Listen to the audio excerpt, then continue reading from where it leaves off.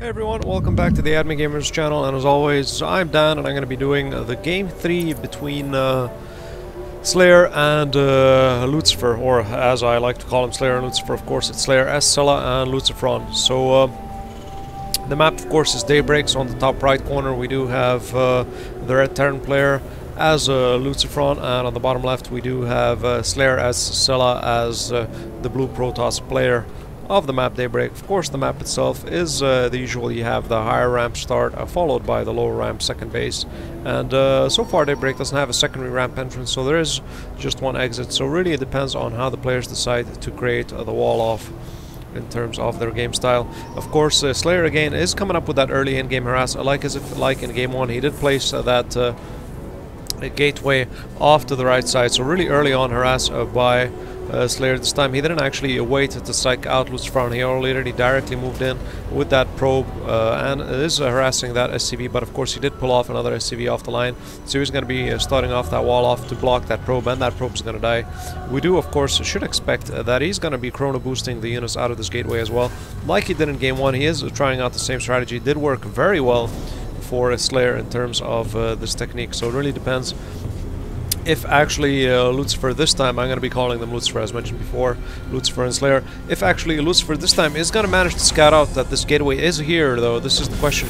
Will he actually be able to scout that out? He is obviously moving down his SCV to scout out exactly Lucifer's base, I mean Slayer's base. So far Lucifer is not really doing anything. He is obviously morphing that command center, so we should expect those first mules to be coming online. Of course, we do have that cybernetics core, so immediately I do believe after the cybernetics core we should have that warp gate research, maybe a second gateway as well. So it really depends upon how he decides to play it, but of course I do presume that warp gate research is going to be coming on instantaneously. Of course, that scout out coming, finally that first marine decides to drop that probe. Of course, the scout by the SCV is trying to show actually Slayer's base. Of course, Lucifer a little bit confused as he doesn't see the gateway itself, so he's still trying to figure out exactly what is happening though. But if he does play on his previous experience in game 1, he did manage to put that gateway right by his base, so I hope Lucifer actually figures that out, and he is going to be building that engineering bay to deny that second base push. But Slayer is not really planning for that at all. He is going to be going for that one base push for quite a long time until he moves off for the second base.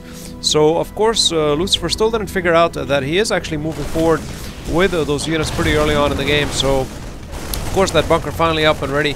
That should prevent that push from happening by Slayer. Slayer is going to be forced to move back. He is going to be retreating down to his actually second base, and that engineering bay 3/4 of the way complete, just enough to get that cancelled. Of course, the refining bay, a lot of harass coming down in terms of Lucifer. He is already delaying his secondary nexus, and he is of course already delaying his second refinery, so he is of course moving those units down to take care of that as well. He is forced to move back down from this gateway itself. So far no reaction in terms of Slayer of pushing out. We do have that factory coming online, so are we going to have those Hellions though? There might be actual initial Hellion harass. Of course that warp gate research is online. No, we do have that hot swap.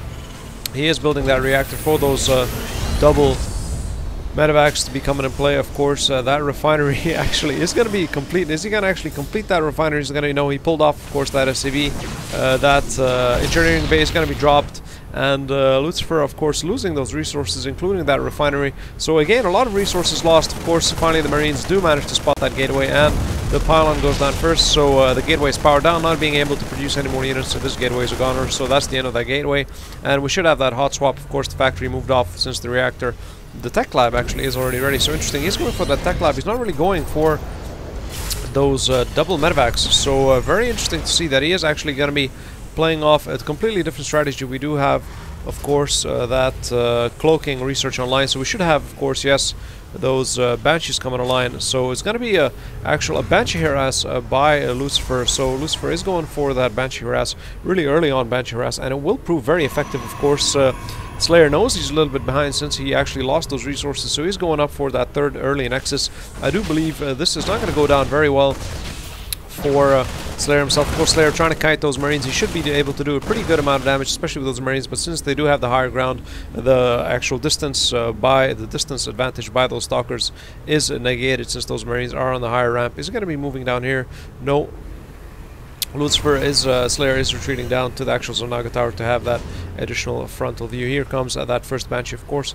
He is heading directly over to that third base, so he will spot that third base out. Unfortunately, so will Slayer, and he should be able to have enough more pull down a couple of Stalkers to do take care of that as well. That cloak research is nearly complete though, so he will be able to be cloaked those units, and so far he really has no response in terms of that. He will be able to take this probe down.